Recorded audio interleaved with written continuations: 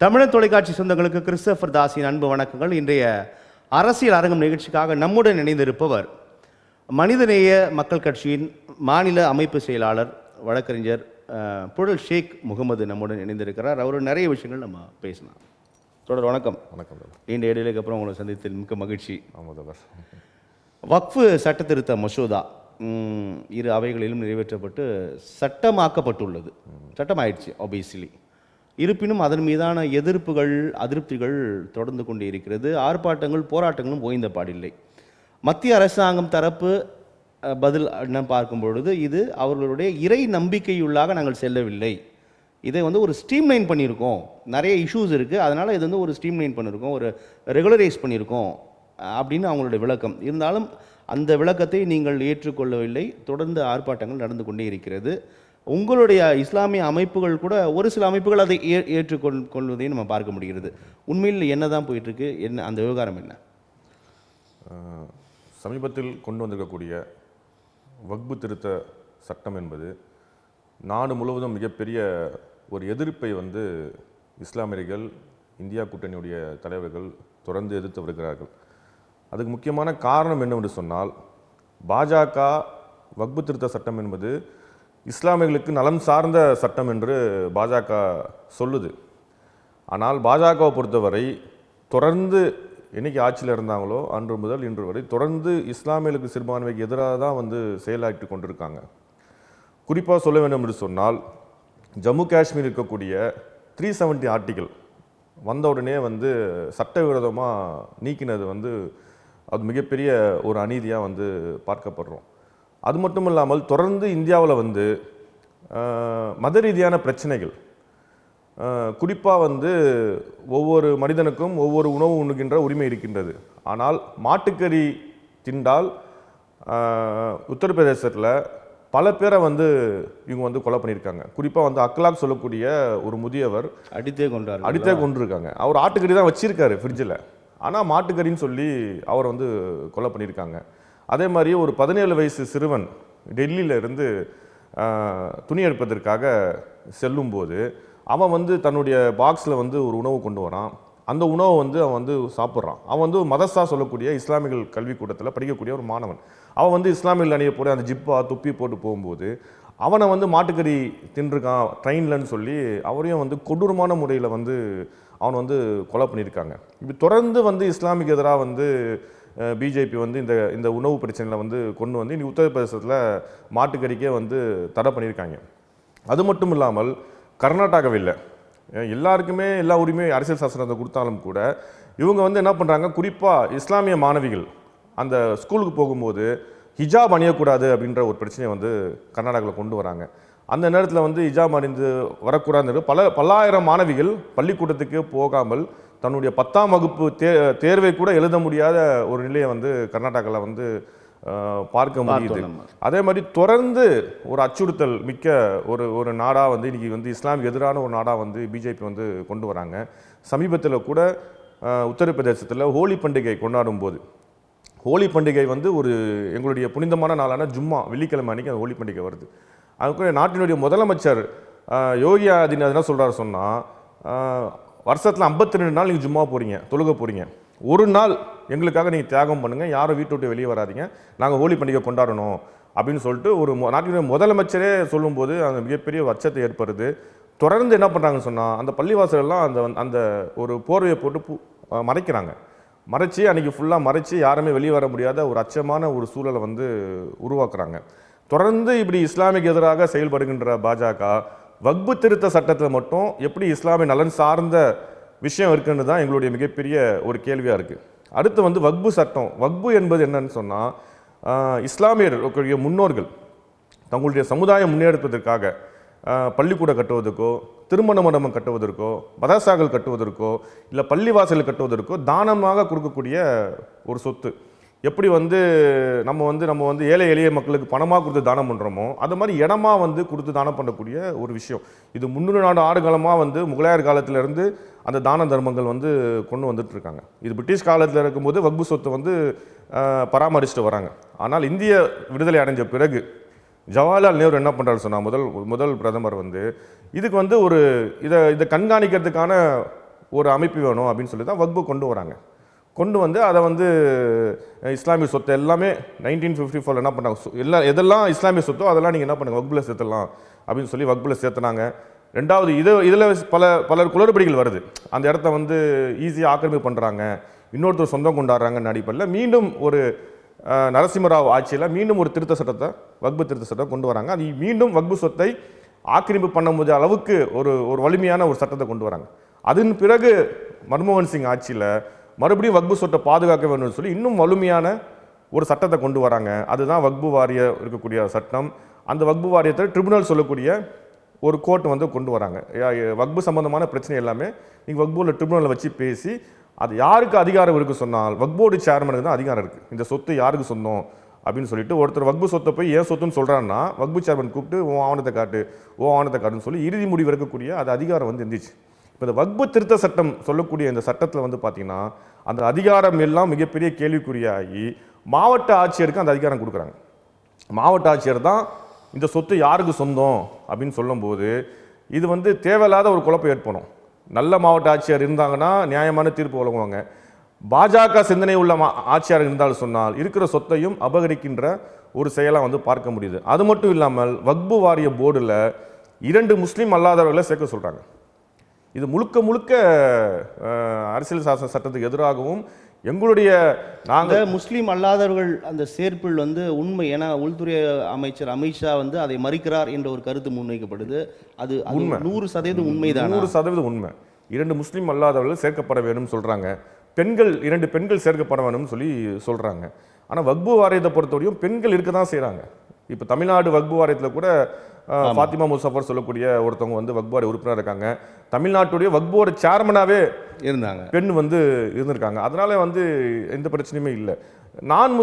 முஸ்லீம் அல்லாதவர்களை சேர்க்கும்போது அது எப்படி வந்து அது வந்து செயல்பட முடியும் அப்படின்ற கேள்விதான். அதான் தொடர்ந்து இஸ்லாமிய அதற்கு பின்னால் ஒரு திட்டம் இருப்பதா நீங்க உணர்றீங்க? கண்டிப்பா 100% திட்டம் இருக்கு. ஏன்னா அந்த 2 பேர் வந்து பாஜக சிந்தனையுடைய பாஜக ஆட்களை வந்து நீங்க அனுப்பும் போது ஒரு மிகப்பெரிய குளறுபடி ஏற்படும்.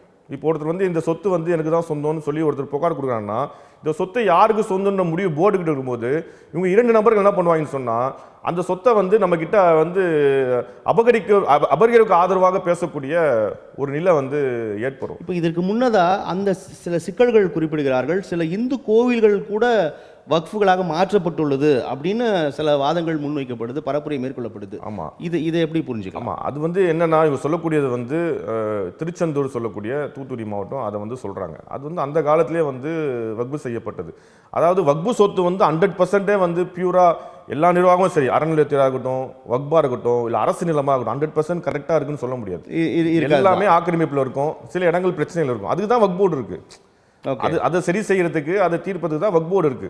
வக்போர்டில் வந்து என்ன சட்டம் இருக்குன்னா யாரெல்லாம் பாராளுமன்ற உறுப்பினரோ அந்த பாராளுமன்ற உறுப்பினர் ஒருத்தர் வக்போர்டில் உறுப்பினர் இருக்கணும். யாரெல்லாம் சட்டமன்ற உறுப்பினர் 2 பேர். அப்படி யாரெல்லாம் சமூகத்தை சேர்ந்தவர்கள், இஸ்லாம் சமூகத்தை சேர்ந்தவர்கள் மட்டும் தான் வந்து அதில் வந்து இருக்க முடியும். அப்போ நீங்கள் 2 நபர்கள் வந்து முஸ்லீம் அல்லாதவர்கள் அப்படின்னு வந்து வரும்போது மிகப்பெரிய ஒரு குளறுபடி ஏற்படுறதுக்கான அதிகமான வாய்ப்புகள் வந்து இருக்கு. அதான் தொடர்ந்து கேட்குறாங்க. திருப்பதி தேவஸ்தானத்தில் வந்து ஒரு முஸ்லீம் அல்லாத இஸ்லாமியில் சேர்க்க முடியுமா அப்படின்னு எங்களுடைய தலைவர் வந்து கேள்வி கேட்டுருக்காங்க. அதே மாதிரி எங்களுடைய தலைவர் பேராசிரியர் ஜவாஹர்லா வந்து பாபநாசத்துடைய சட்டமன்ற உறுப்பினர். பாபநாசத்தில் புகழ்மிக்க ஒரு அறுபடையான முருகர் கோயில் இருக்கு. அவர் சரியான கேள்வி கேட்டார். என்ன கேட்டார் சொன்னால், நான் பாபநாச சட்டமன்ற உறுப்பினர், மக்கள் பிரதிநிதி, என்ன போய் நீங்கள் பாபநாசத்துக்கு கூடிய அந்த சுவாமிமலை கோயிலில் போய் என்ன உறுப்பினராக சொன்னால் நீங்கள் சேர்ப்பீங்களா? நானும் சேர மாட்டேன், விருப்பம் இல்லை. அது எப்படி நியாயம் இல்லையோ அநீதியோ அதே போல் முஸ்லீம்கள் இருக்கக்கூடிய வக்பு வாரியத்தில் நீங்கள் எப்படி வந்து முஸ்லீம் அல்லாதவர்கள் சேர்க்க முடியும் அப்படின்ற கேள்வியை வந்து தொடர்ந்து கேட்டிருக்காங்க. அது மட்டும் இல்லை, இப்போ தேவஸ்தானம் திருப்பதியை பொறுத்தவரை இப்போ புதுசாக அந்த முதலமைச்சர் என்ன சொல்றாரு சொன்னால், துப்புரவு தொழிலாளர் கூட முஸ்லீம் இருக்கக்கூடாதுன்றாங்க. துப்புரவு தொழிலாளர் இருக்கக்கூடாது, கிளர்க்கு கூட முஸ்லீம், முழுக்க எல்லாருமே இந்து மதத்தை சார்ந்தவர்கள் தான் திருப்பதி தேவஸ்தானத்தில் பணிபுரியணும்னு நீங்கள் துப்புரவு தொழிலாளரே நீங்கள் வந்து முஸ்லீம்கள் இருப்பதை நீங்கள் ஏற்றுக்கொள்ளவில்லை என்று சொன்னால் எங்களுடைய நிர்வாகத்தில் எப்படி முஸ்லீம் அல்லாதவர்களை சேர்க்க முடியும்னு தான் எங்களுடைய கேள்வி. ஆக மட்டும் வக்பு திருத்த சட்டம் என்பது முழுக்க முழுக்க வக்பு சொத்துக்களை ஒழிப்பதற்கும் வக்பு சொத்துக்களை அழிப்பதற்குமான ஒரு திருத்த சட்டமே தவிர இது ஒரு சதவீதம் கூட முஸ்லீம் நலன் சார்ந்த சட்டம் இல்லை என்பதுதான் எங்களுடைய. இப்போ இது சட்டமாக்கப்பட்டுள்ளது. ஏதோ போற போக்கில் ஒரு எழுத்து அல்ல, ஒரு ஆணை அல்ல, ஒரு அறிக்கை அல்ல. 2 அவைகளில் விவாதிக்கப்படுகிறது. நாடு முழுவதும் கருத்து கேட்பு கூட்டங்கள் நடத்தப்படுகிறது. ஜாயின்ட் பார்லிமெண்ட்ரி கமிட்டி அமைக்கப்படுகிறது அப்படின்னு நிறைய விளக்கங்கள் தராங்க. இதற்கு எல்லாவற்றுக்கும் பிறகுதான் சட்டமாக்கப்படுது. ஆனால் மீண்டும் இதை நீங்கள் எதிர்த்து கொண்டே இருக்கிறீர்களே, இது நியாயமானு கேட்குறாங்க. உங்களிடம் தானே வந்தோம், கருத்துலாம் கேட்டுமே, அப்போ ஏன் உங்களோட கருத்துக்கள் வந்து நீங்கள் பகிர்ந்து கொள்ளவில்லை என்ற ஒரு வாதம்லாம் முன்வைக்கப்படுது. ஆனால் உண்மையில் இது அப்படி ஜனநாயகத்துக்கு உட்பட்டு விவாதத்திற்கு உட்படுத்தப்பட்டதா? இல்லை, ஜாயின்ட் பார்லிமெண்ட்ரி கமிட்டி என்பது அது வந்து தமிழ்நாட்டில் வரும்போது தமிழ்நாட்டில் கடுமையான எதிர்ப்புகள் வந்து பதிவு செய்யப்பட்டிருக்கு. அது எந்த மாற்றம் கருத்து இல்லை. பட் பாஜக ஆதரவான மாநிலம், பாஜக ஆதரவாக இருக்கக்கூடிய ஆட்சி செய்யக்கூடிய மாநிலத்தில் வந்து முழுக்க முழுக்க நியாயமாக நடந்துச்சா அப்படின்னு தான் கேள்வி. இப்போ ஜாயின்ட் பார்லிமெண்ட் கமிட்டினா பொதுவாக வந்து மக்களை வந்து ஓப்பனாக அவங்க பண்ணலை. அவங்க ஏற்கனவே இப்போ தமிழ்நாட்டில் நடத்துனாங்க, தாஜ் கோரமண்டலில் ஜாயின்ட் பார்லி கமிட்டியில் வந்து நடத்துனாங்க. ஆனால் குறிப்பிட்ட முன்னாடியே நம்ம அப்ளை பண்ணணும், அந்த அப்ளை பண்ணதை வந்து அவங்க வந்து அப்ரூவ் பண்ணணும், ரிஜெக்ட் பண்ணணும், அப்படி குறிப்பிட்ட அளவு பொதுவான கருத்தை பதிவு செய்ய முடியாது. வாய்ப்பு அப்படி கருத்தை பெற முடியல. ஜாயின்ட் பார்லிமெண்ட் கமிட்டி என்பதே ஒரு கண் துடைப்பா தான் வந்து வச்சு தான் வந்து அவங்க அமுல்படுத்துறாங்களே தவிர அது வந்து நியாயமா வந்து அவங்க வந்து செயல்படலை. அதே மாதிரி 2 அவைகளில் அந்த விவாதத்தின் போதும் பெரும்பாலான நிபந்தனைகள் ஏற்றுக்கொள்ளப்படவில்லை. பெரும்பாலான ஒரு நிபந்தனைகளும் எதிரானவர்கள் வைத்தது வந்து, அதாவது மக்கள் பிரதிநிதிகள் வைத்தது கூட ஏற்றுக்கொள்ளப்படவில்லை அப்படின்ற ஒரு வாதம் முன்வைக்கப்படுது. இல்லை, ஏற்றுக்கொண்டோம்னு சொல்றாங்க. அது நடந்தது என்ன உண்மை? இல்லை, முழுமையா வந்து அது விடிய வந்து நடந்துச்சு அந்த அவையில். அது பார்த்தீங்கன்னா எதுவுமே அவங்க காது கொடுத்து கேட்குற மனையில் இல்லை. எதிர் தரப்பு எதுவுமே அவங்க வந்து இப்போ பிஜேபியை பொறுத்தவரையும் அவங்க வந்து ஒரு ஆர்எஸ்எஸ் முடிவு பண்ணுறது தான் பிஜேபி அமுல்படுத்தும். ஆர்எஸ்எஸ் முடிவு பண்ணி இந்த சட்டத்தை அமுல்படுத்துன்னு பிஜேபி அமைச்சிட்டான்னா அவன் வந்து அதை அமுல்படுத்தி தான் ஆக வேண்டிய ஒரு நிலையில் வந்து இருக்காங்க. அதனால் வந்து எதிர்கட்சியோ இல்லை எதிர்த்தரப்பு கருத்தோ எதுவுமே அவங்க கேட்குறதுக்கு தயாராக வந்து இல்லை. அவங்கள பொறுத்தவரையும் மீண்டும் கடந்த காலங்களை பார்க்கும்போது குறிப்பாக முஸ்லீம் சமூகத்தை வந்து 2ஆம் தர குடிமக்களாக்க வேண்டும் என்ற ஒரு நோக்கத்தோடு தான் பாஜக வந்து தொடர்ந்து வந்து செயல்படுது. ஒவ்வொரு காலகட்டத்திலும் முஸ்லீம்களுக்கு பிரச்சனை வரும்போது இவங்க என்ன சொல்கிறாங்க சொன்னால், நீங்கள் வந்து பாகிஸ்தான் போங்கன்னு சொல்லி பிஜேபியோடைய பாராளுமன்ற உறுப்பினர்கள், சட்டமன்ற உறுப்பினர்கள் தொடர்ந்து வந்து வலியுறுத்தி வராங்க. இப்போ உங்களுடைய நோக்கம் என்பது சிறுபான்மை இல்லாத இந்தியா உருவாக்க வேண்டும், முஸ்லீம்கள் இல்லாத இந்தியா உருவாக்க வேண்டும் என்ற ஒரு அடிப்படையில் ஒரு கொள்கையோடு தான் வந்து அவங்க வந்து செயல்படுறாங்க. ஆனால் முதல்ல முஸ்லீம்களை நோக்கி வருகின்ற இந்த சட்டம் அடுத்து கிறிஸ்தவரை நோக்கி போகும், அடுத்து தலித் மக்களை நோக்கி போகும். தொடர்ந்து இவங்க வந்து அப்பேற்பட்ட ஒரு விஷயத்தை தான் வந்து கொண்டு வராங்கன்றதை நம்ம வந்து கடந்த காலத்தில் பார்த்து வருகிறோம். ஆக பிஜேபி கொண்டு வருகின்ற எந்த திட்டமும் சரி அது முஸ்லீம்களுக்கு நலன் சார்ந்த திட்டமாக இருக்கிறதுக்கு வாய்ப்பே இல்லை என்பதை கடந்த காலத்தை வைத்து நாம் புரிந்து கொள்ளும். சிறுபான்மையினர் மீது மத்திய அரசாங்கத்தோட இந்த நடவடிக்கை பாஜக அரசு தொடர் எதிர்ப்புகள் புரிந்து கொள்ள முடிகிறது. அதில் 2 விஷயம். சிறுபான்மையர் என்றால் இஸ்லாமியர்கள் மட்டுமல்ல, கிறிஸ்தவர்கள் உள்ளிட்ட பல்வேறு பிரிவுகளும் வருகிறார்கள். ஆனால் இஸ்லாம் அளவிற்கு இந்த எதிர்ப்பை பிற சமூகங்கள் பதிவு செய்வதில்லை. அதை நம்ம பார்க்குறோம். அப்போது இஸ்லாமியர்கள் சிறுபான்மையர் என்று சொன்னால் கூட இஸ்லாமியர்கள் மட்டும்தான் பெருவாரியாக குறிவைக்கப்படுகிறார்கள் அப்படின்னு தான் இஸ்லாமிய தரப்பு சொல்லுது. ஏன் இஸ்லாமியர்கள் மட்டும் இவ்வளவு கூர்மையாக குறிவைக்கப்படுகிறார்கள் பாஜகவினரால்? இல்லை, இஸ்லாமியர்கள் குறிவைக்கிறதுக்கான முக்கியமான காரணம் அப்படி என்னன்னு பார்த்தோம் அப்படின்னு சொன்னோம்னா, இவங்களுடைய ஆர்எஸ்எஸ் சொல்லக்கூடிய அந்த அமைப்பு 1925 வந்து உருவாக்கப்படும் போதே அவங்களுடைய நோக்கம் என்பதே வந்து இந்தியாவை வந்து ஒரு இந்துத்துவ நாடாக, ஒரு இந்து நாடாக உருவாக்க வேண்டும் என்ற ஒரு அஜெண்டாவோடு அவங்க வந்து செயல்படுகின்ற ஒரு அமைப்பு. அது பிறகு கட்சி தொடங்குறாங்க, அது அஜெண்டா வந்து செயல்படுறாங்க.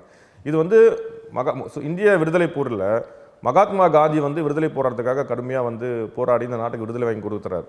ஆனால் மகாத்மா காந்தி வந்து முதலாக செஞ்ச விஷயம் என்னன்னு சொன்னால், இந்த நாடு விடுதலை அடைய வேண்டும் என்று சொன்னால் முதலாக வந்து நம்ம ஒற்றுமை தேவை அப்படின்னு அடிப்படையில் இஸ்லாமிய தலைவர்கள், இந்து மத தலைவர்கள், கிறிஸ்துவ மத தலைவர்கள்லாம் ஒன்றிணைத்து நம்ம விடுதலைக்காக போராட வேண்டும், அப்போ தான் நாடு விடுதலை ஆகுன்ற கருத்தை சொல்லும்போது அது எல்லாருமே ஏற்றுக்கிறாங்க. ஆனால் அதை ஏற்றுக்கொள்ளாத ஒரே அமைப்பு வந்து ஆர்எஸ்எஸ் தான். ஆர்எஸ்எஸ் என்ன பண்ணுது சொன்னால், அப்போவே விடுதலைக்கு முன்னாடியே என்ன பண்ணாங்கன்னு சொன்னால் இந்து மத தலைவர்களை ஒருங்கிணைத்து இந்த நாடு விடுதலை அடைந்த பிறகு இந்து நாடாக அறிவிக்க வேண்டும் என்ற அடிப்படையில் தான் ஆர்எஸ்எஸ் வந்து அதை வந்து அந்த கையில் எடுக்கும் போதே மகாத்மா காந்தி வந்து அந்த சூழ்ச்சிகள்லாம் புரிந்து கொண்டு அதை வந்து துடைத்தெறிந்து மகாத்மா காந்தி பின்னாடி மக்கள் அணி திரண்டு நாடு விடுதலை அடையுது. நாடு விடுதலை அடையும் போது கூட இந்தியா பாகிஸ்தான் என்ற நாடு வந்து பிரியுது. இந்தியா பாகிஸ்தான் நாடு பிரியும் போது ஒட்டுமொத்த இந்தியாவில் இருக்கக்கூடிய முஸ்லீம்களும் பாகிஸ்தானுக்கு போல, ஒரு குறிப்பிட்ட மக்கள் தான் பாகிஸ்தானுக்கு போனாலே தவிர இந்தியாவிலே இருங்க, இந்தியா வந்து உங்களுடைய மண் அப்படின்னு சொல்லி மகாத்மா காந்தி நம்மளை வந்து வலியுறுத்துறாங்க. கண்ணியமிகு காயிதே மில்லட் சொல்லக்கூடிய வழிநடத்தக்கூடிய முஸ்லீம் லீக்குடைய தலைவர் என்ன பண்ணாங்க சொன்னால், நாம் பிறந்த மண் வந்து இந்தியா, நாம் மரணித்தாலும் இந்தியாவில் மரணிப்பதை தவிர ஒருபோதும் பாகிஸ்தானுக்கு போக மாட்டோன்ற ஒரு கருத்தை வந்து அவர் வெளியிடும் போது அது ஒட்டுமொத்த சமூகமும் ஏற்றுக்கொண்டு இன்னைக்கு அன்று முதல் இன்று வரை நம்ம வந்து இந்தியாவில் வந்து வாழ்ந்து கொண்டிருக்கணும். அவங்களுடைய நோக்கம் அப்படின்றது பார்த்தோம்னா, இப்போ மகாத்மா காந்தியை வந்து நாத்ராம் கோட்சே என்றவர் வந்து படுகொலை செய்கிறார். இவங்களோட சூழ்ச்சி எங்கே ஆரம்பிக்குது பாருங்க.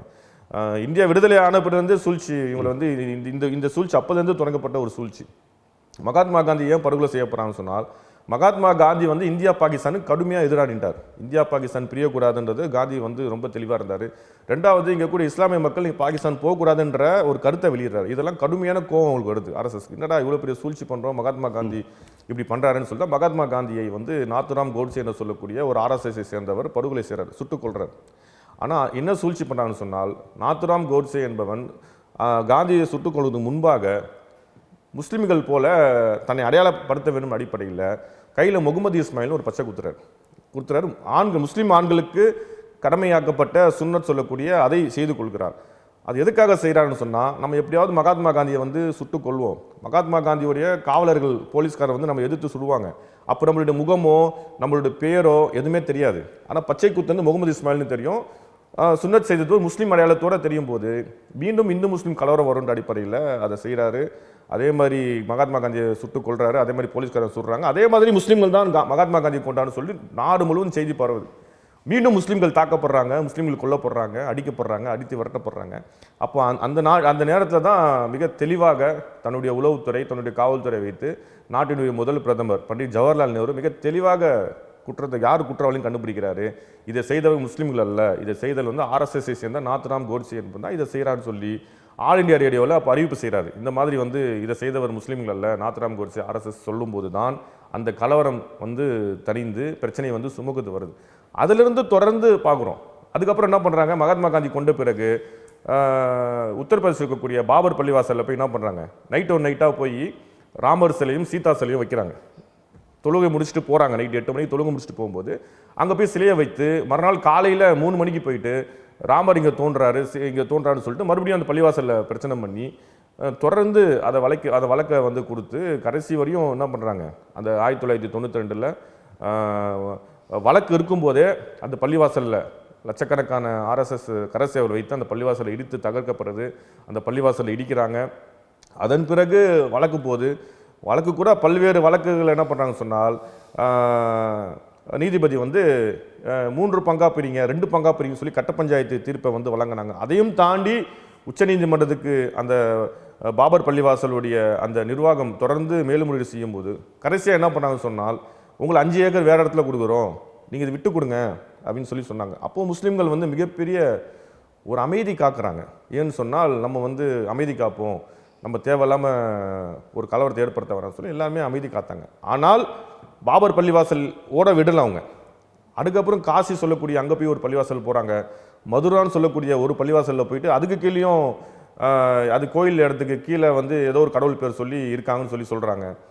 அதன் பிறகு தமிழ்நாட்டுக்கே வந்துட்டாங்க. தமிழ்நாட்டில் ராமநாதபுரம் கீழக்கரையில் வந்து ஒரு பெரிய பள்ளிவாசல் இருக்குது, அதுவும் கோயில் இடிக்கப்பட்டு கட்டப்பட்டுக்குன்னு சொல்கிறாங்க. சென்னை மண்ணடியில் அங்கப்பநாயகத்தில் மஸ்ஜிதே மாமூர் சொல்லி பள்ளிவாசல் இருக்குது, அதையும் கீழே கோயில் இருக்குன்னு சொல்லி அவனுங்க நாங்கள் ஒரு பாபர் பள்ளிவாசலுக்காக அமைதி காத்தோம். ஆனால் அவர் தொடர்ந்து பல பள்ளிவாசல் இடிப்பதற்கான ஒரு திட்டத்தை வந்து தீட்டு வராங்க. ஆக மொத்தம் இவருடைய நோக்கம் என்பது இஸ்லாமியர்களை வந்து இந்த நாட்டை விட்டு எப்படியாவது அனுப்பிட வேண்டும், இஸ்லாமியர்கள் இல்லாத இந்தியா உருவாக்க வேண்டும் என்ற ஒரு அஜந்தாவோடு இன்னைக்கு ஆர்எஸ்எஸும் பிஜேபியும் செயல்படுறது தான் வந்து கடந்த கால வரலாறும் நிகழ்காலமும் பார்த்து கொண்டு இருக்கின்றோம். இப்போ அப்போதிலிருந்து தொடங்கிய பிரச்சனை தற்போது இந்த நொடி வரை தகித்து கொண்டே இருப்பதை நம்மளால் உணர முடிகிறது. இதற்கு தீர்வு அல்லது இதை எப்படி சரி செய்து விட முடியும் என்றால் அதிகாரம்தான், பாராளுமன்றம் தான், நாடாளுமன்ற உறுப்பினர்கள் தான். ஆனால் தேர்தலின் போது கூட இதை பிரதானமாக எதிர்க்க வேண்டிய காங்கிரஸ் உள்ளிட்ட இந்தியா கூட்டணி கட்சிகளோட அந்த ஒற்றுமை ஈன்மை அல்லது சரியான ஒருங்கிணைப்பு போன்ற பல சிக்கல்கள் மீண்டும் பாஜகவை ஆட்சி கட்டில் அமர்த்தி விட்டது. அப்போ அவர்களால் மிக சுலபமாக ஒரு சட்டத்தை ஈற்றிவிட முடிகிறது. நீங்கள் போராடிட்டே இருங்க, நீங்கள் ஆர்ப்பாட்டம் பண்ணிட்டே இருங்க, ஆனால் நாங்கள் வந்து சட்டத்தை ஏற்றி கொண்டு போயிட்டே இருப்போம், அது நீங்கள் வந்து கடைபிடித்து தான் ஆகும் அப்படின்னு சொல்ல முடியுது. பாஜக அமைச்சர் கூட சமீபத்தில் இது வந்து சட்டமாகி விட்டது, நீங்கள் இப்போ ஏற்றுது ஆகணும் அப்படின்றத உறுதியாக இருக்காங்க. இப்போ சட்டம் ஆயிடுச்சு, இருந்தாலும் நம்ம போராட்டங்கள் தொடர்கிறதை பார்க்குறோம். இது மீண்டும் திரும்ப பெறப்படும்ன்ற ஒரு நம்பிக்கை இருக்குதா உங்களுக்கு? இல்லை, வக்பு திருத்த சட்டம் மட்டும் இல்லை, ஏற்கனவே குடியுரிமை சட்டம் ஒன்று, ஒரு சிஏ என்ஆர்சி சொல்லக்கூடிய ஒரு கொடிய சட்டத்தை வந்து கொண்டு வராங்க.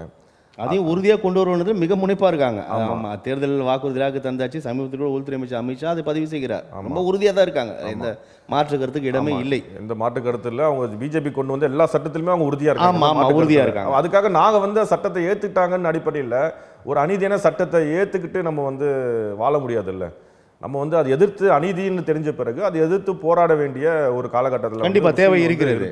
நீ முஸ்லீம்கள் இந்த நாட்டில் வாழணுமா வாழ வேண்டாமான்னு ஒரு நிலையை நீ எடுக்கும்போது முஸ்லீம்கள் வாழ்வதற்காக போராட வேண்டிய ஒரு நிலையில தான் வந்து முஸ்லீம்கள் வந்து இன்னைக்கு வந்து வாழ்ந்து கொண்டிருக்கோம். இன்னும் பல விஷயங்கள் சொல்றாங்க. முஸ்லீம்கள் 2ஆம் தர குடிமக்கள் ஆக்கிடுவாங்க, முஸ்லீமுடைய வாக்குகள் வந்து பறிக்கப்படும், முஸ்லீமுக்கு வாக்கு இல்லாத ஒரு மனிதனாக இங்கே மாற்றப்படும் அளவுக்கு ஆர்எஸ்எஸ் உடைய அஜெண்டாவில் இருக்குது. பட் அதையெல்லாம் தாண்டி நம்ம வந்து அமைதியாக இருந்துக்கிட்டு நம்ம இங்கே சொல்லக்கூடிய அநீதியை எடுத்து நம்ம இருக்க முடியாது. ஏன்னா வந்து தொடர்ந்து போராட வேண்டிய ஒரு நிலையில் இருக்கும். 2வது, காங்கிரஸ் வந்து கடுமையாக வந்து இந்த வக்பு திருத்த சட்டத்திலையும் சரி, குடியுரிமை சட்டத்திலையும் சரி, முஸ்லீம் சமூகத்துக்கு ஆதரவாக தான் வந்து காங்கிரஸ் வந்து இருந்தது. குறிப்பாக தமிழ்நாட்டில் திமுக வந்து பார்த்தீங்கன்னா மிக வலிமையாக குடியுரிமை சட்டத்தை வந்து சட்டமன்றத்திலே வந்து தீர்மானம் போட்டாங்க, நாங்கள் தமிழ்நாட்டில் அமுல்படுத்த மாட்டோம்னு சொல்லி. அதே மாதிரி வக்பு திருத்த சட்டத்துக்கு இந்தியாவிலே யாருமே செய்யாத அளவுக்கு தமிழ்நாட்டு சட்டமன்றத்தில் தமிழக முதலமைச்சர் தளபதி மு.க. ஸ்டாலின் அவர்கள் மிக தெளிவான ஒரு தீர்மானத்தை கொண்டு வந்திருக்காரு. தீர்மானம் என்று சொன்னால் சட்டமன்றத்தில் கோஷம் எழுப்பி வக்பு திருத்த சட்டத்தை அனுமதியோ என்று கோஷம் எழுப்பி வரலாற்று சிறப்புமிக்க ஒரு தீர்மானத்தை வந்து நிறைவேற்றிருக்காங்க.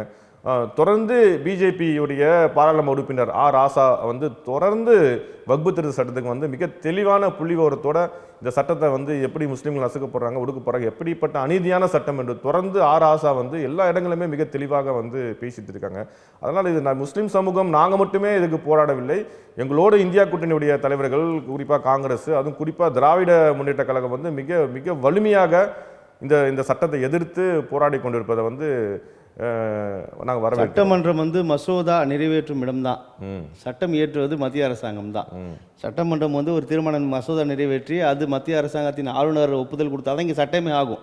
அந்த அளவுக்கு தான் உரிமை பெற்றிருக்குது நம்ம சட்டமன்றம்.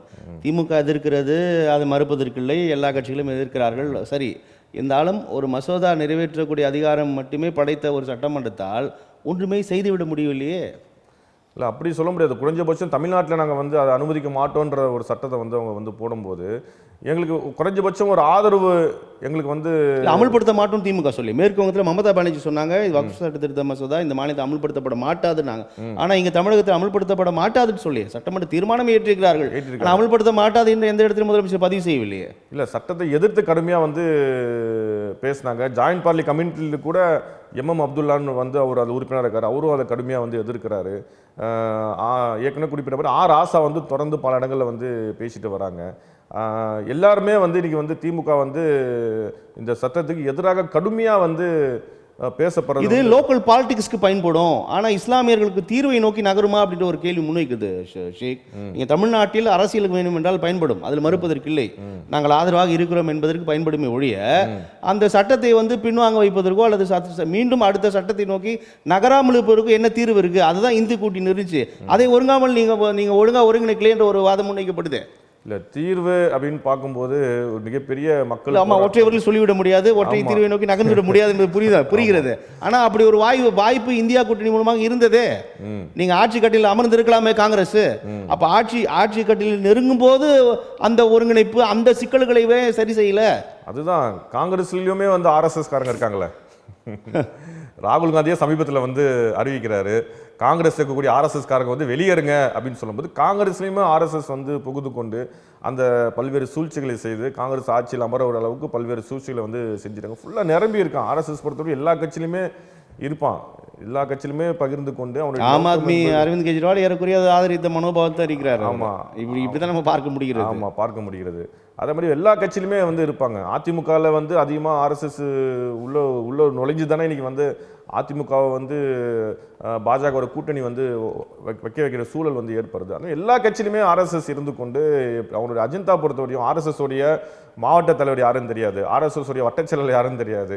மோகன் பகவத் தேசிய தலைவர் மட்டும் தான் வெளியே தெரியுமே தவிர, ஆனால் அவருக்கு பின்னாடி வந்து பல தலைவர்கள் வந்து இருப்பாங்க. அதனால் ஆர்எஸ்எஸ் பொறுத்தவரையும் ஒரு மறைமுகமாக யார் தலைவர்கள் யார் தொண்டர்கள் வெளிப்படைத்தன்மை இல்லாத அது ஒரு தீவிரவாத ஒரு பயங்கரவாத அமைப்பாக தான் வந்து நம்ம வந்து பார்க்க முடியுது. அப்படி இல்லைன்னு சொன்னால் நீங்கள் சென்னை மாவட்ட தலைவர் யாருன்னு அறிவிங்க, தமிழ்நாட்டு தலைவர் யாருன்னு அறிவிங்க, வட்டத்தலைவர் வட்டச் செயலாளர் அறிவிங்கன்னா அதை அறிவிக்க மாட்டாங்க. அவங்க ஒற்றை அஜெண்டா 1925 எதற்காக தொடங்கப்பட்டதோ அந்த ஒற்றை அஜெண்டாவை இந்த இந்திய ஜனநாயகத்தை வந்து ஒழிக்கப்பட வேண்டும், இந்திய டாக்டர் அம்பேத்கர் உருவாக்கப்பட்ட அரசியல் சாசன சட்டம் வந்து ஒழிக்கப்பட வேண்டும், இந்தியாவில் வந்து சிறுபான்மை மக்கள் இல்லாத ஒரு இந்தியாவை உருவாக்க வேண்டும், ஒரு இந்துத்துவ நாடாக உருவாக்க வேண்டும் கொள்கையோடு அவன் போகும்போது அவன் எதையும் செய்வதற்கு தயாராக இருக்கக்கூடிய ஒரு கட்சி தான் பிஜேபி. இந்த பின்னணியில் பார்க்கும்பொழுது சமீபத்தில் இந்த பஹல்காமோட தாக்குதல், கொடூர தாக்குதல் தீவிரவாதிகளால் அரங்கேற்றப்பட்டுள்ளது. அது யாரும் மறுக்கல, எல்லாமே இந்திய அரசாங்கத்துக்கு துணை நிற்கிறோம், ஒற்றை குரலாக ஒழித்து கொண்டிருக்கிறோம், மதங்களை தாண்டி மாச்சரியங்களை தாண்டி. இருப்பினும் இது வேறு விதமாக மடைமாற்றப்படுகிறதோ? ஆமாம், பஹல்காம் தாக்குதல் வந்து யாருமே ஏற்றுக்கொள்ள முடியாது.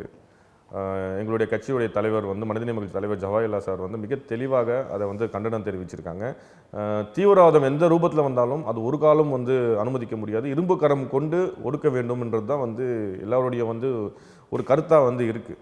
ஆனால் பஹல்காம் தாக்குதல் வந்து மிகப்பெரிய ஒரு சந்தேகம் ஏற்படுதுன்னு சொன்னால், இன்றைக்கி வந்து ஜம்மு காஷ்மீர் அப்படின்றது மிகப்பெரிய ஒரு பாதுகாப்பு இருக்கக்கூடிய ஒரு மாநிலம். எப்போவுமே இராணுவம் இருக்கும், காவல்துறை இருக்கும். அப்பேற்பட்ட ஒரு நிலையில் எந்த காவல்துறையுமே இல்லாத இடத்துல வந்து இந்த தீவிரவாத தாக்குதல் நடந்திருப்பதே ஒரு மிகப்பெரிய ஒரு சந்தேகம் வந்து எல்லாத்துக்குமே வந்து ஏற்படுது. ஏன்னா எப்போவுமே ஜம்மு காஷ்மீர்னா ஒரு பதட்டமான ஒரு சூழல், ஒரு பாதுகாப்பு இருக்கும். பானிபூரி விற்கிறவன் இருக்கான், பேல்பூரி விற்கிறவன் இருக்கான், மற்றவெல்லாம் அங்கே இருக்கும்போது காவல்துறை ஏன் இல்லை அப்படின்ற வந்து ஒரு சந்தேகம். பஹல்காம் தாக்குதல் குறித்து நான் சொன்னேன், அதில் வந்து ஒழிக்கப்பட வேண்டிய தீவிரவாதம் மறுப்பதற்கில்லை, எல்லாமே அனைவரும் ஒரே குரலில் இருக்கும். இருந்தாலும் அந்த விவகாரம் வந்து வழக்கம் போல மடைமாற்றப்படுகிறது, இஸ்லாமியர்களை குறிவைக்கப்படுகிறது, அவர்கள் மீதான அவதூறுகள் பரப்பப்படுகிறது அப்படின்னு நம்ம சமூக வலைத்தளங்களில் பார்க்குறோம்.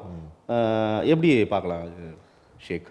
கண்டிப்பாக வந்து இது வந்து முஸ்லீம்கள் வந்து இதை செய்திருந்தாங்க, யாராக இருந்தாலும் அவங்கள வந்து சட்டத்தின் நிறுத்தி கடுமையான தண்டனை வழங்குன்றது எந்த மாற்று கருத்து இல்லை.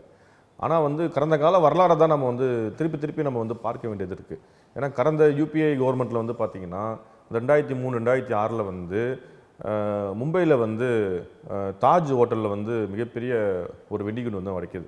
அதேமாதிரி மக்கா பள்ளிவாசலில் வந்து ஒரு வெடிகுண்டு வந்து வெடிக்குது. இதெல்லாம் பார்க்கும்போது ஆரம்ப கட்டத்தில் வந்து இதெல்லாம் வைத்தவர்கள் வந்து முஸ்லீம்கள் என்ற ஒரு பரப்புரை மேற்கொண்டு கடுமையான முறையில் முஸ்லீம் மீது ஒரு பொய் பிரச்சாரத்தை வந்து பண்ணாங்க.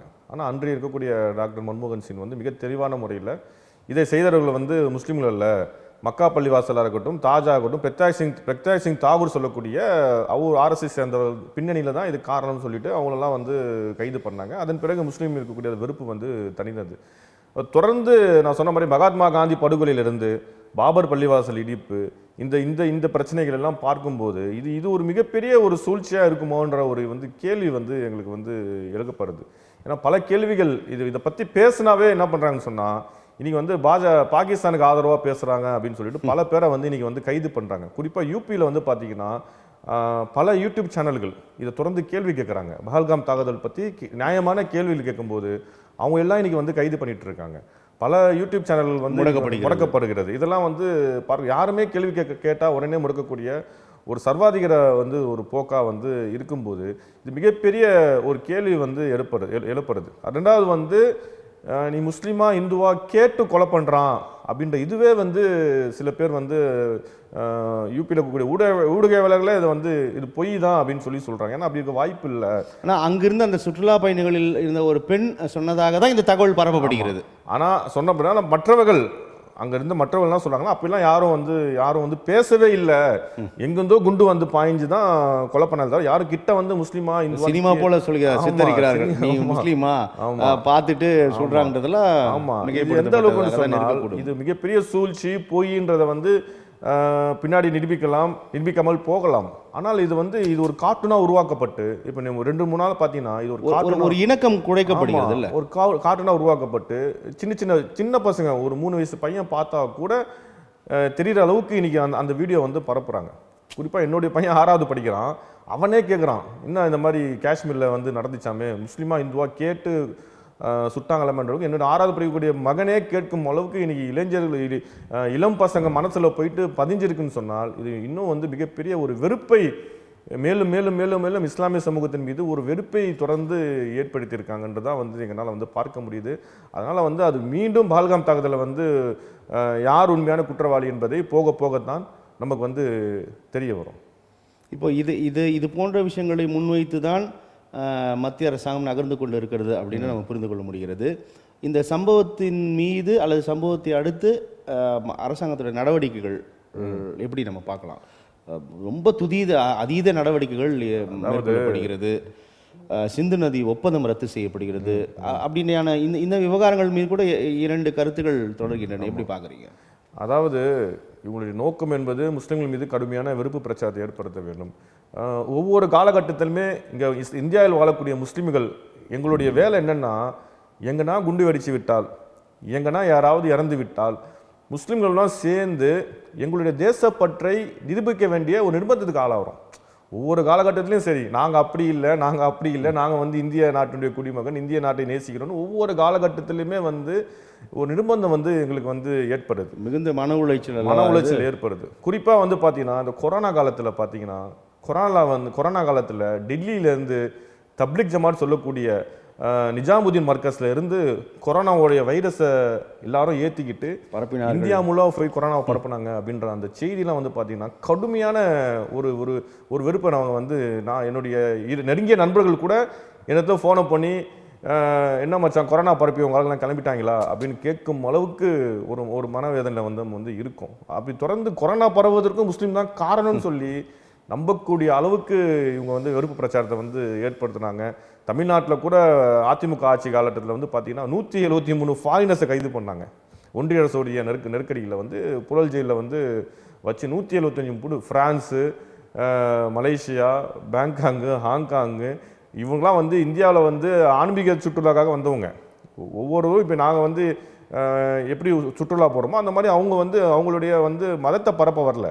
இந்தியாவில் இருக்கக்கூடிய பள்ளிவாசல்கள், மசூதிகள் இதெல்லாம் பார்ப்பதற்காக வரக்கூடியவர்கள். அவங்க வந்துட்டு ஒரு கைட்னஸ் மூலியமாக டெல்லியில் வந்து அங்கேருந்து போவாங்க. அவங்களுடைய வேலை என்னன்னு சொன்னால், எந்த முஸ்லீம் அல்லாதவர்களை சந்திக்கவே மாட்டாங்க. முஸ்லீம்களை சந்தித்து அப்போ 5 வேளை தொழுவுங்க, குரான் ஓதுங்க, அல்லாஹ்வை நினைங்க அப்படின்னு சொல்லி முஸ்லீம்கள் மட்டுமே சந்தித்து பிரச்சாரம் செய்யக்கூடியவர்களை போயிட்டு கொரோனாவை பிரச்சாரம் பண்ணுறாங்க, கொரோனாவை பரப்புகிறாங்கன்ற அந்த அந்த வெறுப்பு பிரச்சாரம் வந்து மிகப்பெரிய வந்து யாருமே ஏற்றுக்கொள்ள முடியாத வந்து ஒரு நிலை இருக்குது. அப்போ ஆகுனா ஏதாவது ஒரு பிரச்சனை வந்தால் நீ பாகிஸ்தானுக்கு போன்னு சொல்கிறாங்க. இல்லை பாகிஸ்தானுக்கு ஆதரவாக வந்து நம்ம சொல்கிறாங்க. முந்தானத்து கூட டெல்லியில் பார்த்தீங்கன்னா ஒருத்தர் வந்து இப்போது படுகொலை பண்ணுறாங்க. ஏன்டா படுகொலை பண்ணன்னு கேட்டால் ஜம்மு காஷ்மீர் பஹல்காமுக்கு பதிலீடு கொடுக்கணும்னு சொல்லிட்டு ஒரு உயிர் போயிருக்கு. அதே மாதிரி வட மாநிலத்தில் இந்த ஜம்மு காஷ்மீர் சேர்ந்தவங்க வந்து நீங்களாம் பார்த்துருப்பீங்க, ஒரு பெட்ஷீட் விற்றுட்டு போவாங்க ரோட்டெல்லாம், ஜம்மு காஷ்மீர் பெட்ஷீட் சொல்லிட்டு. அப்படி ஜம்மு காஷ்மீர் பெட்ஷீட் விற்றுட்டு போனவங்களை பிடிச்சி அடித்து அவனை வந்து அங்கே துன்புறுத்தி காவல்துறை வருது. காவல்துறை என்ன சொல்லுதுன்னா, நீங்கள் வந்து போயிடு, உனக்கு இங்கே பாதுகாப்பு தர முடியாதுன்னு சொல்லி காவல்துறையை வட மாநிலத்தில் அனுப்பும் அளவுக்கு ஒரு ஒரு ஒரு பிரச்சாரத்தை வந்து பண்ணுறாங்க. வெறுப்பு பிரச்சாரம் இருக்கிறது. இதனால் வந்து பார்த்தீங்கன்னா முஸ்லீம்கள் வந்து கடுமையாக பாதிக்கப்படுறாங்க. முஸ்லீம்களுக்கு வீடு தரதில்லை, முஸ்லீம்களுக்கு நிறுவனத்தில் வேலை கொடுப்பறதில்லை, முஸ்லீம்களுக்கு கடைக்கு வாடகைக்கு கடை கொடுக்கறதில்லை. நாங்களாம் பர்சனலாக எல்லா முஸ்லீமும் சனிமாக சொல்லுவோம், எனக்கு வந்து வீடு கொடுக்க மாட்டுறாங்க. ஏன்னா முஸ்லீம்லாம் வந்து வெறுப்பு பிரச்சாரம் பண்ணி பண்ணி பண்ணி இந்த அளவுக்கு நாங்கள் வந்து பாதிக்கப்படுறோம். ஆனால் முஸ்லீம்கள் அப்படி இல்லை என்று தொடர்ந்து நாங்கள் வந்து நிரூபிக்க வேண்டிய ஒரு காலகட்டத்தில் இருக்கோம். இப்போ இப்போ வந்து இயற்கை பேரிடர் காலங்களில் பார்த்தீங்கன்னா இஸ்லாமியர்கள் வந்து இறங்கி போய் பணி செய்கிறோம். ஒவ்வொரு வீட்டுக்கும் தன்னுடைய உயிரை கூட துச்சமாக வந்து மதிக்காமல் போய் வீடாக போய் நம்ம வந்து எங்களால் முடிந்த உணவு கொடுப்பது, தண்ணி பாட்டில் கொடுப்பது, கொசுவத்தி கொடுப்பது, தேவையான பால் பாக்கெட் கொடுப்பது, இது இறங்கி வந்து ஒவ்வொரு காலகட்டத்திலும் செய்யக்கூடியவர். நாங்கள் வந்து எப்படி தீவிரவாதத்தை ஆதரிப்போன்றது தொடர்ந்து எங்களுடைய செயல்கள் மூலியமாக நாங்கள் வந்து நிரூபிச்சுட்ருக்கோம். இப்போ எங்களுடைய அமைப்பு தமிழ்நாடு முஸ்லீம் முன்னேற்ற கழகம்னா நாங்கள் ஒரு 250 ஆம்புலன்ஸ் வச்சுருக்கோம். அந்த 250 ஆம்புலன்ஸுமே வந்து அனைத்து சமுதாய மக்களுக்காக ஆம்புலன்ஸ் தான். யார் வந்தாலும் நம்ம என்ன பண்ணுறோம், மிகவும் குறைந்த விலையில் டீசல் காசு மட்டும் வாங்கிக்கிட்டு போய் அந்த சேவை வந்து நம்ம வந்து இலவசமாக வந்து செஞ்சிட்ருக்கோம். இப்போ தொடர்ந்து நம்மளுடைய பணிகள் இருக்கும்போது இப்போ தொடர்ந்து இந்த வெறுப்பு பிரச்சாரம். ரெண்டாவது பாகிஸ்தான் போன்னு சொல்கிறாங்க. இது காகிதம் எழுத்து காலத்திலேருந்து இந்த பிரச்சனை வந்து வருது. இப்போ காகிதம் எழுத்து என்ன சொல்லாரு சொன்னால், இந்தியாவுக்கும் பாகிஸ்தான் இராணுவத்துக்கும் பிரச்சனை வந்ததுன்னு சொன்னால், பாகிஸ்தான் இராணுவத்தை எதிர்த்து இந்தியா இராணுவத்தில் என்னுடைய பிள்ளைகள் முன்னின்று பாகிஸ்தான் இராணுவத்தை எதிர்ப்பாங்க அப்படின்னு சொல்லி காகிதம் எழுத்து வந்து சொல்லியிருக்காரு. அந்த கருத்தில் நாங்கள் வலிமையாக இருக்கோம். இன்னைக்கு பாகிஸ்தான் வந்து ராணுவம் இந்தியாவை தாக்க வந்துச்சுன்னா நாங்கள் முதலாக போய் நின்று இந்தியா நாவலத்தில் நின்று பாகிஸ்தானை எதிர்ப்போமே தவிர ஒரு காலம் பாகிஸ்தானுக்கு ஆதரவாக நாங்கள் இருக்க மாட்டோம் என்பது தொடர்ந்து நாங்கள் வந்து நிரூபிச்சுட்டு வரோம். இப்படிப்பட்ட நிலையில தான் இன்னைக்கு இஸ்லாமிய லிங்கம் வாழ்ந்து கொண்டு. அதாவது நீங்கள் சொன்னீங்க அது ரொம்ப அது வலியான வார்த்தைகளாக நான் உணர்றேன். எங்களை ஒவ்வொரு சம்பவத்தின் போதும் நாங்கள் செய்யலை, நாங்களும் இந்தியர்கள், நாங்கள் தமிழர்கள் நிரூபிக்கப்பட வேண்டிய இடம் வந்து உள்ளபடியே மிக கொடுமையானது. அது நம் சகோதரர்கள் அனுபவிப்பது வந்து ஏற்றுக்கொள்ள முடியாத இருக்கு. ஆனால் இது திட்டமிட்டு இந்த இந்த இந்த பரப்புரை மேற்கொள்ளப்பட்டே வருகிறது இல்லையா? நீங்கள் சொல்ல 6வது வகுப்பு பையன்லேருந்து இப்போ இது அடுத்த தலைமுறை வந்து அப்படியே நம்மளே பார்ப்பாங்க போல. ஆமாம், இவன் அவனா அப்படின்னு பார்க்கக்கூடிய ஒரு பார்வை இருக்குது. இப்போ இந்த பின்னணியில் தமிழகத்தின் களம் எப்படி இருக்குன்னு நினைக்கிறீங்க ஷேக்? ஏன்னா நீங்கள் உட்பட நிறைய கட்சிகள் எல்லாமே வந்து இங்கே RSS ஊடுருவல் இருக்கு, குறிப்பாக காவல்துறையில் அதிகாரிகள் அளவில் இந்த சிக்கல்கள் உருவாகிவிட்டது. ஏன்னா முதலமைச்சருக்கு தெரியாமல் சில விஷயங்கள் நடக்குது, அந்த மாவட்டங்கள் நடக்குது, இந்த மாவட்டங்கள் நடக்குது அப்படின்ற மாதிரியான கருத்துகள் குற்றச்சாட்டுகளாக முன்வைக்கப்படுது. இது எப்படி பார்க்குறீங்க? இல்லை, தமிழ்நாட்டை பொறுத்தவரையும் பிஜேபி RSS வளர்ச்சி வந்து கடுமையாக வளர்ந்து கொண்டிருக்கிறது. அந்த எந்த மாற்று கருத்தும் இல்லை, கடுமையாக வந்து வளர்ந்துருக்கு. ஒவ்வொரு காலத்துலேயும் அதிமுகவோட கூட்டணி வைத்து அந்த மாதிரி கட்சியோடு வரும்போது இவங்க வந்து நேரடியாக வந்து மக்களை சந்தித்து வளர்ப்பதற்கான வாய்ப்புகள் வந்து அதிகமாக இருக்குது. தொடர்ந்து அந்த சிந்தனையை வந்து இன்னைக்கு வந்து விதைக்கிறார்கள். இப்போ RSS உடைய முதன்மையான வந்து சாகா பயிற்சி, இன்னைக்கு சாகா பயிற்சி வந்து தமிழ்நாடு முழுவதும் நடக்குது. காலை 4 மணிக்கு அவங்க நடத்துவாங்க. இது தமிழ்நாடு முழுக்க முழுக்க ஒரு தீவிரவாத பயிற்சி தான். அது முஸ்லீம்களுக்கு எதிராக வந்து பேசுறது, ஜெய் ஸ்ரீராம்னு காலை 4 மணிக்கு கோஷம் போட்டு முஸ்லீம்களை கொலை பண்ணணும். நீங்க சொல்றது உண்மையான காவல்துறை இதை அறியாமல் இருக்கிறது? காவல்துறை கண்டிப்பா தெரியும். சில அதிகாரிகளும் வந்து அந்த RSS சிந்தனையோடு செயல்படுறாங்கிறது எந்த மாற்று கருத்தும் இல்லை. சில காவல்துறை அதிகாரிகளும் RSS சிந்தனையோடு, சில அரசு அதிகாரிகளும் RSS சிந்தனையோடு தான் செயல்படுறாங்கன்னு சொல்லிட்டு இந்த சீரியஸ் அலிகேஷனை கவர்மெண்ட் ஏற்றுக்கொள்ள மறுக்கிறதா இல்லை விடுகிறதா? இல்லை, அரசாங்கம் வந்து இதை வந்து ஒன்று முதலமைச்சர் கவனத்துக்கு கொண்டு போகாமல் அதிகாரிகள் இருக்கணும், அதுதான் இருக்கணுமே தவிர மற்றபடி வந்து இதை தீவிரவாத செயலை வந்து அரசு எப்படி அலோவ் பண்ணும்? அதிகாரிகள் வந்து உளவுத்துறை அதிகாரிகள் வந்து சரியான முறையில் முதலமைச்சர் கவனத்துக்கு கொண்டு போகாமல் வந்து. ஆனால் நடப்பது என்பது உண்மைதான், 100% உண்மை. சாகா பயிற்சிகள் வந்து தமிழ்நாடு முழுவதும் பல பார்க்கில், பல ஏரிகளில், பல பொதுவான இடங்களில், பீச், சென்னை கடற்கரையிலே நடக்குது சாகா பயிற்சி. இது தொடர்மையானால் என்ன சிக்கல்கள்? இது தொடர்மையானோம்னா RSS வந்து கடுமையாக வளரும், இந்த பிரச்சனைகள் வந்து அதிகமாகும். இன்னும் வந்து இந்து முஸ்லீம் பிரச்சனை, சகோதரத்துவம் வந்து கடுமையாக பாதிக்கும். பிரச்சாரம் பண்ணுறாங்க. எங்களுடைய தலைவர் பேராசிரியர் வந்து ராமநாதபுரத்தில் சட்டமன்ற உறுப்பினராக வந்து வெற்றி பெறாரு. 2வது திராவிட முன்னேற்ற கழகத்தின் கூட்டணி சார்பாக சீட்டு வாங்கி நிற்கும் போது RSSக்கான ஃபுல்லாக இறங்கி பிரச்சாரம் பண்ணுறான். நாங்கள் பார்த்தோம், வீடு வீடாக போய் இதனால் ராமநாதபுரம்னா முஸ்லீம்களுக்கு சொந்தமான தொகுதியா, ஏன் தொடர்ந்து முஸ்லீம்கள் தான் சட்டமன்ற உறுப்பினர் வரணுமா, தொடர்ந்து முஸ்லீம்கள் தான் பாராளுமன்ற உறுப்பினர் வரணுமா, இந்த வாட்டி ஒரு வாட்டி இந்துக்கு ஓட்டு போடுங்கன்னு சொல்லிட்டு இருக்கிற இந்து சகோதரர்களை பேசி ஒரு பிரச்சாரம் பண்ணுறதை நாங்கள் வந்து கண்கூடாக பார்க்கணும். ஆனால் அந்த பரப்புரை இங்கே ஏற்றுக்கொள்ளப்படவில்லை, ஏற்றுக்கொள்ள மாட்டார்கள் என்ற நம்பிக்கை இருக்குது. நம்ம தமிழகம் வேறு மண், அப்படியே நம்ம வந்து சொல்லிட்டு இருக்கோம். ஆமாம், ஆனால் எத்தனை காலத்துக்கு நம்ம வந்து தமிழ்நாடு பெரியார் மண், திராவிட மண் நம்ம சொல்லிட்டு இருக்கோம், எந்த மாறுது கருத்து இல்லை. அதை உடைச்சிட்டு வராங்கல்ல, அதை உடைச்சிட்டு வந்து இன்னைக்கு பெரியாருக்கு எதிரான ஒரு சிந்தனையை வந்து உண்டு பண்ணுறாங்கல்ல. பெரியாரை வந்து ஒரு மோசமான ஆளுன்ற அளவுக்கு இன்னைக்கு வந்து தொடர்ந்து நீங்கள் யூடியூப்ல பாருங்க, தொடர்ந்து இன்ஸ்டாவில் பாருங்க, பெரியாருக்கு எதிராக கடுமையான விமர்சனங்கள் வந்து இன்னைக்கு வந்து உடைக்கிறாங்க. திராவிடத்துக்கு எதிராக வந்து கடுமையான பிரச்சாரம் வந்து இன்னைக்கு RSS வந்து பண்ணிட்டு தான் வந்து இருக்கு. அது எந்த மாற்று கருத்தும் இல்லை. இது மிகப்பெரிய இருக்கக்கூடிய கட்சி திமுகவால் அதை சரி செய்ய முடியவில்லையா, இல்லை இவர்கள் இருப்பதால் தான் குறைந்தபட்சமாக இப்படியாவது இருக்குதுன்னு புரிஞ்சுக்கலாமா? இல்லை, இந்தியாவிலே வந்து திராவிட முன்னேற்ற கழக ஆட்சி தான் ஓரளவுக்கு பிஜேபியை கடுமையாக எதிர்க்கக்கூடிய ஒரு விஷயத்த வந்து நாங்கள் வந்து பார்க்கணும். மற்ற மாநிலங்களில் அப்படி வெளிப்படையாக தைரியமாக வந்து யாருமே எதிர்க்கலை. தொடர்ந்து பிஜேபியை வந்து கடுமையான முறையில் அவன் எந்த சட்டம் கொண்டு வந்தாலும் சரி, அந்த சட்டம் நல்லா சரியாக இருக்காதுன்ற அளவுக்கு புரிஞ்சுக்கிட்டு இன்றைக்கி வந்து திமுக வந்து களமாடுது. குறிப்பாக அந்த வக்பு திருத்த சட்டத்தில் வந்து பார்த்திங்கன்னா ஒட்டுமொத்த முஸ்லீம் சமுதாயத்துடைய மிகப்பெரிய நன்மதிப்பை வந்து திமுக வந்து பெற்றுடுச்சு. யாருமே சட்டமன்றத்தில் வந்து அண்ணா தான் வந்து சட்டமன்றத்தில் வந்து தமிழ் வாழ்கன்ற கோஷம் வந்து எழுப்பியிருக்காரு. அண்ணாவுக்கு பிறகு முதலமைச்சர் ஸ்டாலின் அவர்கள் தான் வந்து வக்பு திருத்த சட்டத்துக்கு எதிராக வந்து கண்டனத்தை வந்து வாசிச்சுக்கிறார். அப்படி சிறப்புமிக்க ஒரு சட்டமன்றத்தில் வந்து தொடர்ந்து களமாடுறாங்க. இப்போ சிஏஏ வந்து வரும்போது அதிமுக ஆட்சியில் இருந்துச்சு. அதிமுக ஓட்டு போட்டு தான் இன்னைக்கு சிஏஏ வந்து அமுல்படுத்தியிருக்காங்கன்றது வந்து வரலாற்று உண்மை, யாரும் மறக்க முடியாது. அந்த நேரத்தில் திராவிட முன்னேற்ற கழகம் வந்து என்ன பண்ணாங்க, கடுமையாக வந்து பல்லாயிரக்கணக்கான மக்களை திரட்டி சென்னையில் வந்து எதிர்கட்சி தலைவர் அந்த தளபதி ஸ்டாலின் அவர்கள் வந்து போராட்டம் நடத்துறாங்க. இது வந்து உணர்வுபூர்வமானதல்ல, வாக்கு அரசியலுக்காக செய்கிறார்கள் வாதம் முன்வைக்கப்படுது. இதை நாங்க வந்து ஏற்றுக்கொள்ள, அப்படியாவது செய்துவிட்டு போங்கன்னு சொல்றீங்க. நாங்க அப்படி ஏற்றுக்கொள்ள, நாங்க இது முழுக்க முழுக்க திராவிட முன்னேற்ற கழகம் வந்து உணர்வுபூர்வமா தான் வந்து செய்யறாங்கன்றதை நாங்க பார்க்கிறோம். ஏன்னா இந்த இந்த இந்த இந்த உணர்வு வந்து இன்று உருவாக்கப்பட்டது இல்லை. இது வந்து அண்ணா காலத்திலிருந்து, கண்ணியமிகு காகிதமில்லத் காலத்திலிருந்து, கலைஞர் காலத்திலிருந்து இவங்க தொடர்ந்து இஸ்லாமியர்களுக்கு ஒரு பிரச்சனை என்று சொன்னால், சிறுபான்மைக்கு ஒரு பிரச்சனை என்று சொன்னால் முதலிலே களத்தில் இறங்கி ஒரு போராடக்கூடிய முதன்மையான கட்சி. எதற்காக இதை நான் கேட்கிறேன்னா, ஆயுள் சிறை கைதிகள் விவகாரத்தில் இந்த திமுக தேர்தல் வாக்குறுதியாக தந்தது. ஆனால் ஆட்சிக்கு அமர்ந்த பிறகு இந்த ஆயுள் சிறை கைதிகள் விடுதலை விவகாரத்தில் வேறு நிலைப்பாடு எடுக்கிறது அப்படின்னு ஒரு வாதம் முன்வைக்கு. இல்லை, அதுதான் அது வந்து முஸ்லீம் சிறைவாசிகள் ஆட்சிக்கு வந்தால் விடுதலை செய்வோம்னு சொல்லி திமுக சொன்னாங்க. இன்னைக்கு எல்லாருமே பரோலில் இருக்காங்க. விடுதலை அடையாட்டி கூட இன்னைக்கு அரசோடைய அதிகாரத்தை பயன்படுத்தி பரோலில் இருக்காங்க. பட் விடுதலை என்பது தமிழ்நாடு அரசு வந்து கவர்னர் வந்து அந்த அந்த அந்த கையொப்பம் இடாமல் இருந்த பிரச்சனையில தான் வந்து அவங்க விடுதலை செய்ய முடியாத ஒரு நிலை இருந்துச்சே தவிர, இன்னைக்கு வரையும் சிறைவாசிகள் வந்து பரோலில் தான் இருக்காங்க. இன்னைக்கு எந்த கோயில் சிறைவாசிகளும் வந்து சிறையில் இல்லை. எல்லாமே பரோல், அவங்க உச்சபத்த அதிகாரத்தை பயன்படுத்தி பரோலில் தான் இருக்காங்க. அது மட்டும் இல்லாமல் தொடர்ந்து நம்ம பார்க்குறோம். இப்போ வந்து திருப்பரங்குன்றம் பிரச்சனை, சிறுபான்மையினரோட தேர்தல் வாக்குறுதிகள் திமுக நிறைவேற்றி இருக்கிறதா? ஏன்னா பல்வேறு தரப்பினரோட தேர்தல் வாக்குறுதிகள் நிறைவேற்றப்படவில்லை என்ற குற்றச்சாட்டு இருக்கு. குறிப்பாக இஸ்லாமிய சமூகமாக இருக்கட்டும் அல்லது சிறுபான்மையிற்கு தந்த தேர்தல் வாக்குறுதிகள் நிறைவேற்றப்பட்டுள்ளதா? இல்லை, முழுமையாக நிறைவேற்றப்படலை. ஆனால் சிறுபான்மை சமூகமும் மிகப்பெரிய ஒரு அச்சத்தோடு இங்கே வாழலை தமிழ்நாட்டில்.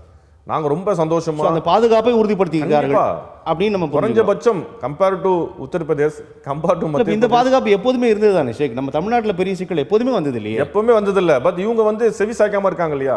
பிஜேபிக்கு அணிப்படையாம, பிஜேபி பக்கம் போகாம முழுமையா நாங்க வந்து இப்போ எங்களால் 5 வேளை தொழுவ முடியுது, பள்ளிவாசல பாங்கு சொல்ல முடியுது, எங்களுக்கு பிடித்த உணவை உண்ண முடியுது, எங்களுக்கு பிடிச்ச ஆடையை நாங்கள் உடுத்த முடியுது. ஆனா இந்த சுதந்திரம் கூட இன்னைக்கு வடமாநிலத்தில் கிடையாது. இல்லை, பாங்கு சொல்லாதன்னு சொல்லி பள்ளிவாசல வந்து கழட்டப்படுறான், தொழுவ போகாதன்னு சொல்றான், ஹிஜாப் போடாதன்னு சொல்றான், மாட்டுக்கறி திங்காதன்னு சொல்றான். இந்த உரிமை கூட வடமாநிலத்தில் இல்லை.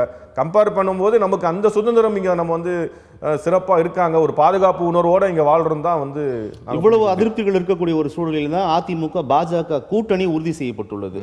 அது தொடர்பாக இஸ்லாமியர்களுக்கு எதிரான ஒரு கட்சி இவ்வளவு சிக்கல்களை இருக்கிறது, மாநில உரிமைகளை நசுக்குகிறது அப்படின்ற ஒரு இடத்தில் அதிமுக பாஜக கூட்டணி உறுதியாக இருக்கிறது என்ற கேள்விக்கு வந்து இது வந்து அரசியல் தேர்தல் கூட்டணி மட்டும்தான், எங்களுடைய கொள்கை கோட்பாட்டில் நாங்கள் உறுதியாக இருப்போம், அவர்களும் இருந்து விட்டு போகட்டும் எடப்பாடி பழனிசாமி.